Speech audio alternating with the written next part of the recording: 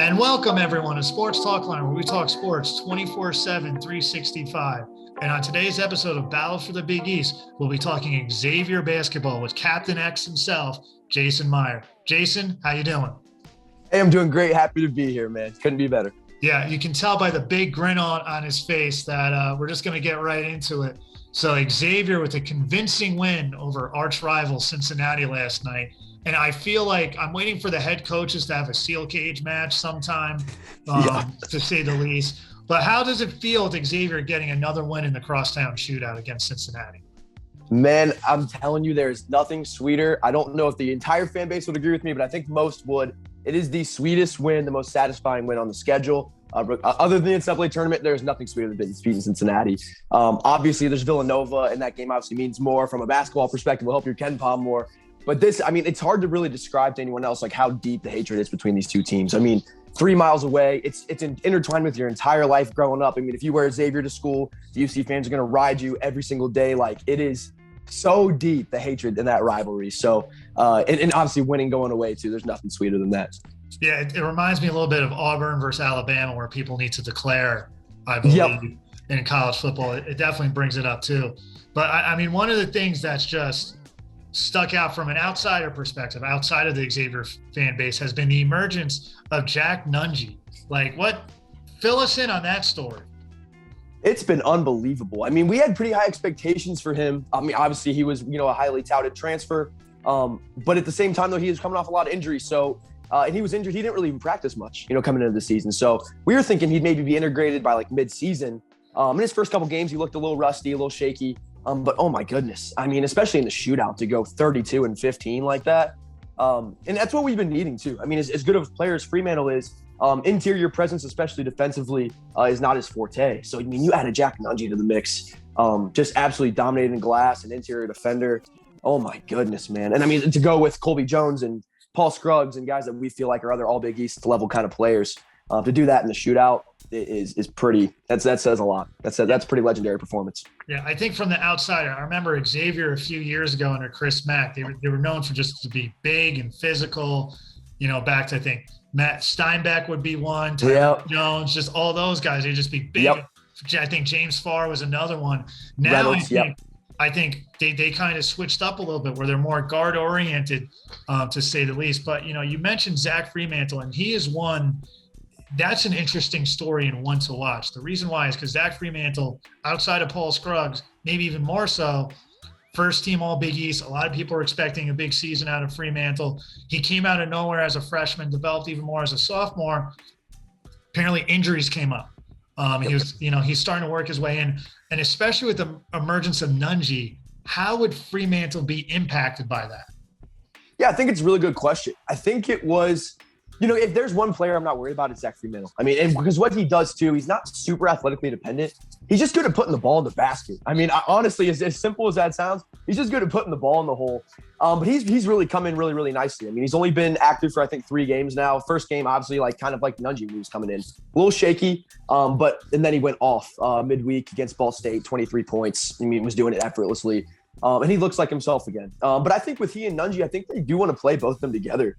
Because normally Freemantle would be a 5 that we would play, but I think we're kind of transitioning to the 4 position. I think he's kind of a prototypical 4. He's not, great inside. I mean, kind of Nate Watson and guys like that kind of exposed him. So I think we like playing those two together. It looks like they have really good chemistry together. Yeah, and I think too, you bring up a good point. You mentioned the big team in Providence, to say the least, with Nate Watson. I think Providence is making up for last year. I think they were the disappointing team last year. And also UConn's big too, even though Sanogo is on the sideline. He's a big pro prospect. They're big. They got a cook. So that's going to be interesting down the line to see how they do that. But, we kind of mentioned about Paul Scruggs, who the 5th year, I'm pretty sure all Xavier was happy he came back for the 5th year. Nunge, who came out of nowhere, and Freemantle, who I guess is Mr. Consistent. I think when you see Freemantle, he plays within the offense, which is a strength for him, and he does finish around the basket. But who outside of those 3 will be the X factor for Xavier this year? Yeah, the 2 players to watch, in my opinion, are Colby Jones and Nate Johnson. I think Colby Jones is the guy that doesn't get talked about enough. I think he is playing sneaky, ridiculously good basketball. He's just a very low ego guy. I mean, 6'6", can do a little bit of everything, shooting at a pretty solid clip on low attempts. can get to the basket at will, really good ball handler and playmaker, and a fantastic defender and rebounder. I mean, it seems like every single game, I mean, he's our 3. He plays a lot of 2, 3, and 4, sparingly at the 4. I mean, you look up at the stat sheet at the end of the first half, he's got 9 rebounds. I mean, I feel like that's game in and game out, rebounding an extremely high clip, doing everything dirty, very low ego. I think he's playing, from a value perspective at a very, very high level. He doesn't get talked about enough, in my opinion. And then Nate Johnson, I mean, at times this guy, I mean, he is shooting with ridiculous confidence. The other day, we couldn't even watch, the first basket of the game because, it got tipped and he grabbed it and shot it within 2 seconds. And the camera hadn't even gotten over to that side of the court yet. He is just shooting like his conference is on Jupiter right now. And when he's shooting the ball and we're making shots like that with how athletic we are, we're a really, really tough team to guard. And I feel like you actually had a pretty good game plan. They put him in a phone booth last night, and it changes our offense. I think we have other guys that can score and shoot, but he's one of the best shooters in the country. And when he's shooting like that, and he's, making 9 threes in a game, we're very tough to defend. Speaking about being one of the best in the country, now's your time to hit that subscribe button for Sports Talk Line so you can get all of these exclusive Sports Talk Line content with Battle for the Big East as we talk Xavier, Villanova, all that stuff, to say the least, as we're going in depth with Xavier. But you kind of mentioned the X factor here, and you kind of went up with matchups too. I kind of mentioned a little bit how Xavier is almost a little bit different in their DNA. Since they were under Chris Mack. I think under Chris Mack, they're more big and physical. Now I think they lean maybe a little bit more into a finesse team. But when you look at the Big East, which team do you think is the toughest matchup for Xavier in the Big East? Yeah, I think that's a really good question. I look at a few teams. Obviously, there's Villanova. That doesn't need to be said because they're the most talented team. But I look at UConn, I look at St. John's, and I look at Providence. Obviously, with Nunge being in the mix and Deontay Miles, who's been a lot more in the mix as well, 2 6'11" plus guys. I think we're gonna have a lot more interior defense than last year. Who our number one defensive, presence was Freemantle, playing 38 minutes a game at the 5, and that's just not his forte. I mean, as a good scorer, he's not great inside, and Nate Watson really exposed him. So I'm interested to see what that looks like. But we still haven't played against that premier big like a Nate Watson. Still haven't played against a Sanogo. So as much as I like our chances to be better this year, I still think that how tough, especially UConn with the depth they have inside, is so ridiculous. And then I also think getting sped up is not really our thing either. I think we've got some guards that can play that way, but I'm not looking forward to that posh press either. I do think that St. John's offers a lot of just a different style. I think that can just shake you up, especially with, I love that we have Paul Scruggs, but I think we're better when he's off the ball. So I think, the ball handling will be big in that game. But I look at those 3 teams to really give us a really interesting matchup. Yeah. Well, I also think, too, you mentioned St. John's. Well, Posh Alexander has it. They also have transfer Montez Mathis, who's coming from Rutgers, who could be is comparable to Posh Alexander. It's going to be interesting to see how St. John's goes up, too. And I know Xavier and St. John's split last year. And I think I wouldn't be surprised if there's a split this year between these 2 teams. I think there's a lot of splits going up in the Big East. But since we talked about Xavier and we got some time left, how do you think the Big East has performed out of conference as a whole? Oh, it's been beautiful. I mean, it's been an absolute, just Ed Cooley vibes from me. Just go Big East all the time, I feel like Ed Cooley every time in that press conference. I'm just loving it. I mean, the Big East has been nothing short of phenomenal. I think for any conference, they have the best resume. I mean, you can't say there's another conference that has a significantly better resume than the Big East. It's as good as any conference has been so far to start the slate. And I couldn't be more proud as a Big East fan. I mean, look at Seton Hall, look at Providence. Like, I'm very, very impressed. Seton Hall just beat Texas. I can't wait today for Nova Baylor. I mean, it's been absolutely phenomenal. And look at DePaul. I mean, it's just been top to bottom. This league, there's no bottom in this conference. Look at Marquette. I mean, it's been absolutely phenomenal. And we couldn't be happier to be in this conference. I absolutely love every second of it. Yeah. Now, the one thing I find that's very unique with Big East fans itself, it's almost like they band together out of conference. And I don't see that everywhere else. Now, why do you think that is? I think with me, part of it is everyone attacks the Big East, they're not what they used to be. They're not what they used to be. Listen, if you're talking about 1985, no other conference has sent 3 teams to the Big East, to the Final Four. So of course, so you can get a 16 team. I mean, we also forgot Georgetown, who beat Syracuse yesterday.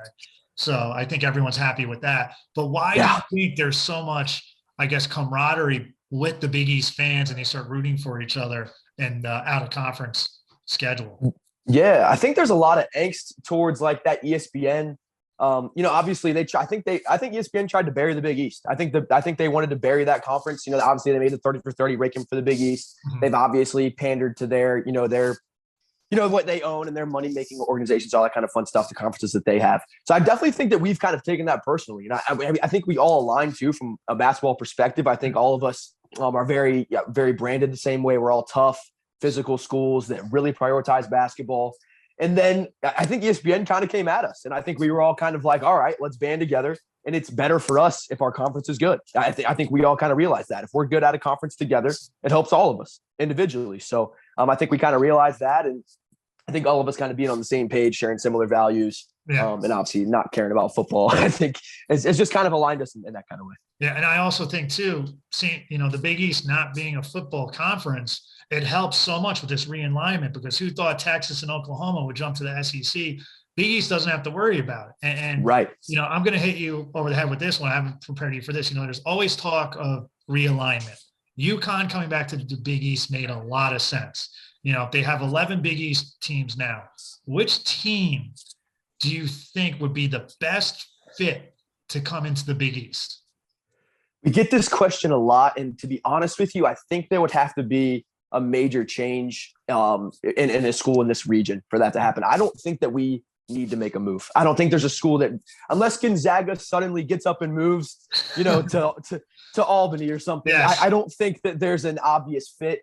And I just think we'd be kind of reaching. If I'm being completely honest, I think that any school that we would get, whether it be Dayton or Memphis or whatever school you want to throw in there, I think it would be a bit of a reach. I think we're quality as is. I think anything other than Gonzaga, which is would take the East out of the name. I think anything other than that would water down the league, if I'm being completely honest. Yeah, I know. I totally agree with you with Gonzaga. Gonzaga fits the mold. They're right. Also on the West Coast. They're a different time zone. It's also, too, people need to recognize there's more sports than just basketball, because you would have pretty much transcontinental, for all your sports right. both ways. I know. It's one thing if it's one team, but I kind of understand it. They would be a great fit if they were even in, let's say, Texas. Yep. That would be doable. If they were in Ohio, I think they would absolutely be in. Absolutely. It's a no-brainer. But Spokane, I mean, you can't, especially too, like you can't have a swimming team, flying 2,500 miles out to Spokane. It doesn't work. And I don't know if Gonzaga, I don't know if Gonzaga's interested in moving. Like they're in pole position to just get one seeds year in and year out. So it'd be an interesting conversation from their perspective. It's also too, is you got to give credit for Mark Few. They don't dodge people. They try to load up and get as many quality out of conference teams, which I think the issue with that is you play these teams in November and December, right? Go through the West Coast Conference. Those teams are probably better in March and April, which is exactly. So I think that's something interesting to see about. It's honestly a genius blueprint. I mean, they're normally older than most teams, and you play those really talented Dukes and Kentuckys when they're not as good as they are. And then you go get 20 wins in conference. Like, if I was them, I don't know if I would want to move. I mean, they're just in such a good position. Yeah. Like and that program is in the last 5 to 10 years has just gone up to another planet. But a lot of respect for that program. Yeah. All right. So before we leave, can you tell us where we can find you on social media? Yeah, absolutely. You can find me at CapX15. We also do a stupid Xavier Big East college basketball podcast called the Roll Blob Podcast. But just happy to be here, happy to play a part in this Big East Twitterverse. I love our whole dynamic that we have here, best conference in the country. Yes, we do have a very unique and loyal, I guess, all across, to say the least, the Twitter sphere, to say the least. But thanks for coming on, Captain X, Jason, whatever you want to call yourself. And remember, listen like you play with intensity.